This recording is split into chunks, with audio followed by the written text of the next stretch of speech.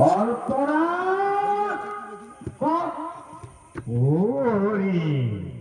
আরে আমি মতো চেঁচিয়েই আমার তো গোড়াতেই কর।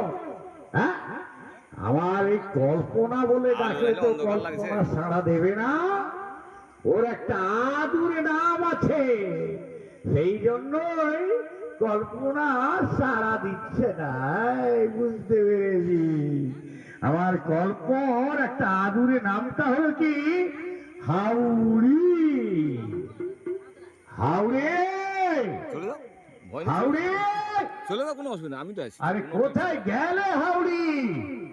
দেখি দেখি একটু এগিয়ে যাই, এগিয়ে যাই, মোড়ের দিকটা এগিয়ে যাই, দেখি হাওড়ি হাওড়ি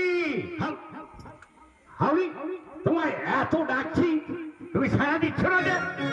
হাওড়ি, কি ব্যাপার? হাওড়ি নড়ে না, চড়ে না। ও বুঝতে পেরেছি, হাওড়ি অনেকদিন বাড়ি আসেন তো, আজ 3 মাস, তাই হাওড়ি আমার উপরে খুব রেগে আছে। শোনো হাওড়ি, তোমার এই রাগকে কি করে অনুরাগে পরিণত করতে হয় তাহলে বলছি শোনো। হাওড়ি রে, আর কে আছে? শোনো তোর জন্য প্রাণে লাগে পাড়ার এসেছে। ছোটবেলায় দেখতাম, আমাদের ওদিকে হতো। নদিয়ায় বাড়ি। আগে তো দড়িতে হতো, দড়ি